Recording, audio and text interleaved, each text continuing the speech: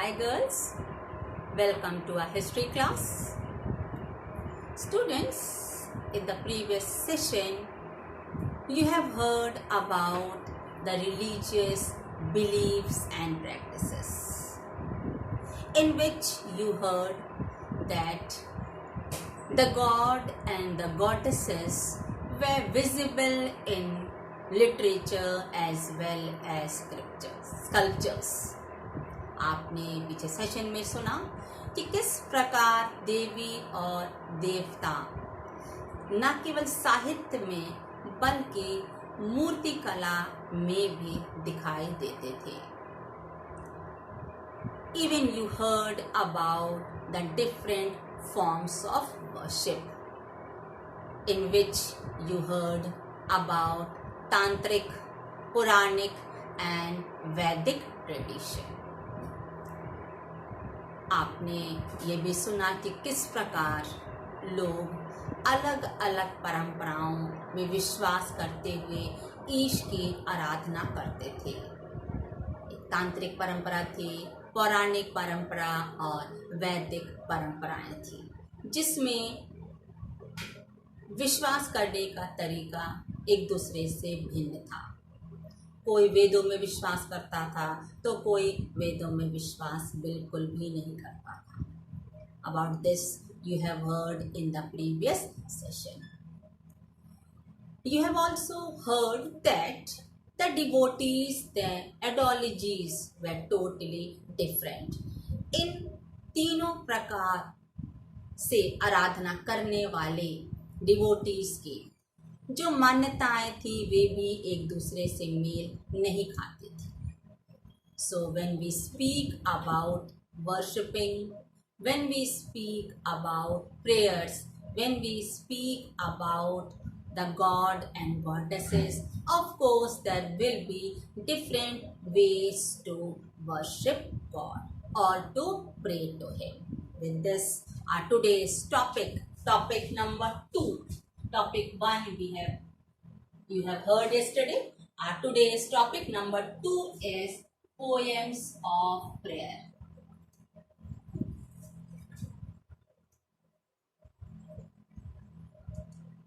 Our first topic is poems of prayer. उपासना की कविताएं, अर्थात किस प्रकार कविताएं लिखी गईं, संत कवियों के द्वारा कविताएं लिखी गईं और उन कविताओं के माध्यम से ईश की आराधना की जाती थी. Students, we all trust in God. We all of us pray in different ways. Some of us, we read the holy scriptures. Sometimes we sing, we chant the hymns, and sometimes we read the poems. So here in this topic, you will be hearing about the early tradition of bhakti. हम सभी प्रार्थनाएं करते हैं. कभी ये प्रार्थना गायन के द्वारा होती है, कभी संत कवियों के द्वारा लिखी गई कविताओं को पढ़कर होती है और कभी कभी पवित्र ग्रंथों के पठन पाठन और अध्ययन से होती है. आज इस शीर्षक के अंतर्गत हम भक्ति की परंपरा के बारे में पढ़ेंगे कि आरंभ में किस प्रकार भक्ति परंपरा प्रचलित थी. So children, in the early tradition of bhakti, the poet saints, they emerged as the leader around the community of devotees. जो ये संत कवि थे ये समाज में इधर उधर फैले हुए थे, अपनी कविताओं के माध्यम से लोगों को ईश्वर के बारे में संदेश देते थे. And the Brahmins were the mediators between devotees and God. जो ब्राह्मण थे, आप शुरू से जानती हैं कि ब्राह्मण पुरोहित के रूप में माने जाते थे, समाज के उच्च वर्ग के रूप में माने जाते थे और ये ब्राह्मण ही पवित्र ग्रंथों में लिखे गए संदेश को, the messages which were written in the holy scriptures, they only read and they only tell the devotees tell the people. So they are all working like mediators in each of us. If each of us know whichever religion we belong to, but we all believe in one God. So there are different people, purohits, pandits, Maulvis. They only tell us about the holy scriptures, whatever messages are written by the prophets or by the Brahmins. Then it is said that, and you have already heard, that the women and the lowest class of the society, they too got the right, or the Brahmins, they did not ignore these people. They also gave them the privilege to read the Vedas.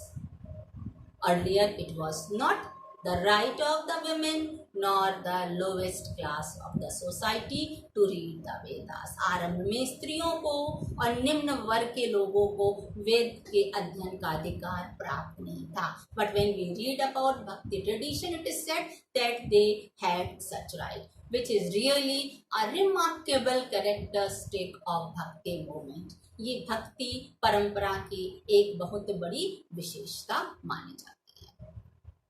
Secondly, children, it is said that the historians of religion, they classify Brahmin tradition in two categories. इन्होंने दो category में ईश की उपासना को विभाजित किया. पहला था शगुन विचारधारा, सगुन tradition, in which they used to focus on worshipping of specific deities, namely Shiv, Vishnu, the incarnation, and even the goddesses. जो ये सगुन विचारधारा के आराधक थे, ये शिव, विष्णु, उनके अवतार और मात देवियों की उपासना करते थे. And the second was nirguna tradition, निर्गुण विचारधारा, in which the devotees worship abstract form of God. निर्गुण विचारधारा के अंतर्गत ईश्वर की उपासना निराकार रूप में की जाती थी. ईश्वर को किसी आकार के रूप में प्रतिबिंबित नहीं किया जाता. So children, when we speak about devotion, when we speak about devotees, of course it will be done by, it must have done by some people. So here we'll see topic number 2A, the Alvars and Nayanas of Tamil Nadu. This topic number 2A, the Alvars and Nayanas of Tamil Nadu.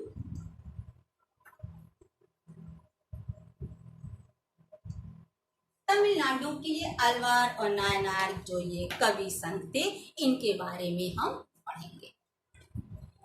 Children, the earliest Bhakti movement in 6th century, 6ठी शताब्दी में आरंभिक भक्ति आंदोलन इन्हीं के द्वारा, अलवार और नायनार के द्वारा, इन्हीं के द्वारा लेड किया गया. इन्हीं के आप कह सकती हैं कि अंडर में इन्होंने ही उस मूवमेंट को, उस आंदोलन को लीड किया. इन्होंने किसमें? अलवार जो विष्णु की उपासना करते थे, नैनार जो शिव की उपासना करते थे. So the earliest Bhakti movement was led by Alvars and Nayanars. And what they did? They used to move from one place to another, and they chanted the hymns written by the poet saints in Tamil language. एक स्थान से दूसरे स्थान, ये अलवार और नैनार जो थे, एक स्थान से दूसरे स्थान जाते थे और वहाँ ईश गायन करते थे. किस भाषा में? तमिल भाषा में. And on their travel, these Alvar and Nayanars, what they did?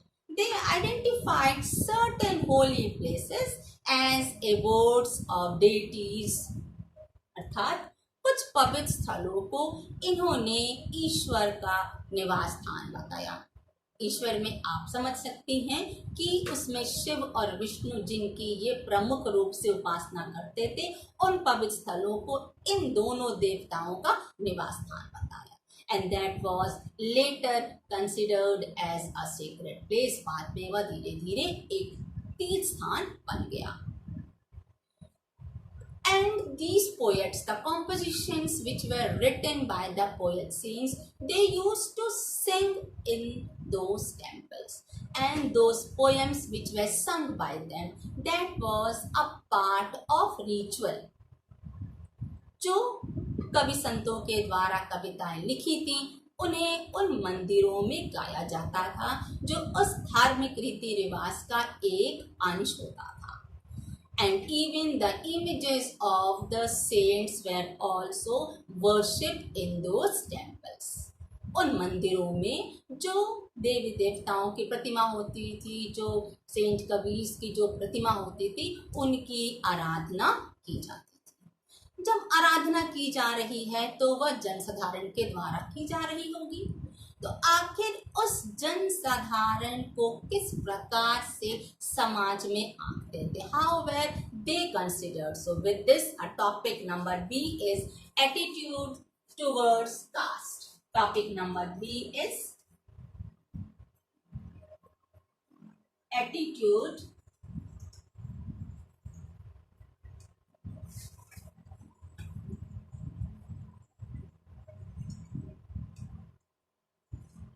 towards caste.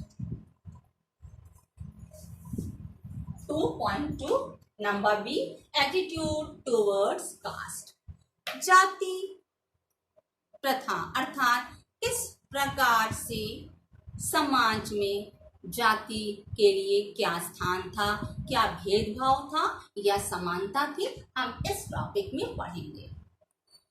You know children that previously the Brahmins, they were, of course today also, they were considered as the upper class of the society. We know that earlier the society was divided into 4 classes: Brahman, Kshatriya, Vaishya and Shudra, in which Brahmins were considered as the upper class and the Shudras were considered as the lowest class.